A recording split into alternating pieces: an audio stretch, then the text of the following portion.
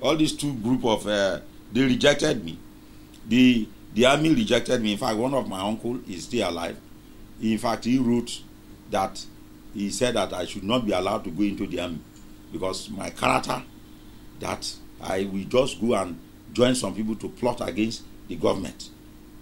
He said he's ready to write to the army council, everything, because he knows my type of the way I talk with people and how in those days.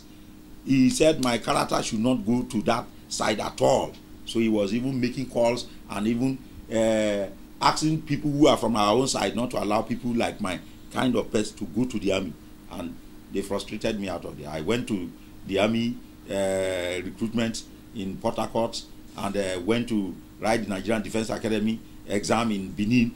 Then my uncle started making moves and I was frustrated out of there. In the seminary, I was actually in the seminary, but it was this problem, it is still radical matter that the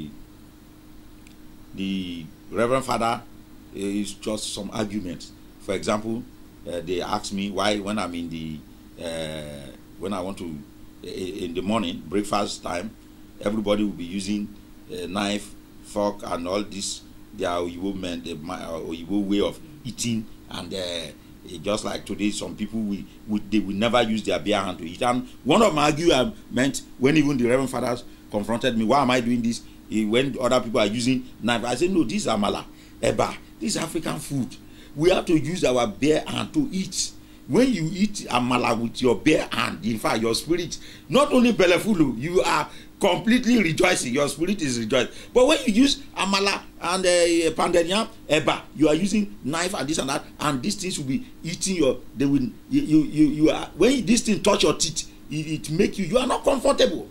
So I told the spiritual director, I was in St. Peter and Paul, Iperu, and the complaints against me that I'm not following the rules of when in the dining table, I will use my bare hand. They are against that. Then sometimes, so the spiritual director will invite me and ask me some certain questions because of my own way of doing things. For example, I told him that if it is anything wedding, if I become a Reverend Father, I will not allow anybody to put on suit and coat and put on tie and be doing and carry flower. I said that is not our culture. We are going to do the Catholic wedding in our Africa way.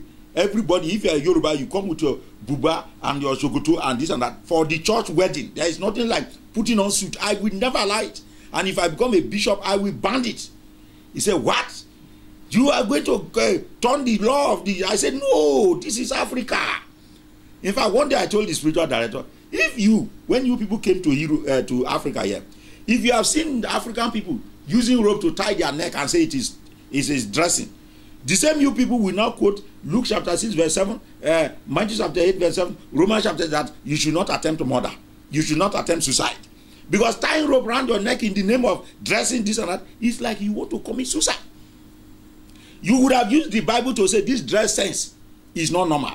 Now you people came from Europe, you used tying of suit and this and that as a dress sense. Now you want us to do that in the church? When we want to give our daughters, our son marriage, and you now tie rope around your neck and you start be dancing and this and that. I say you cannot use your culture, turn it into a religious way and start deceiving our people. They say this man must not be in the seminary. So they asked me to go that I'm a rebel.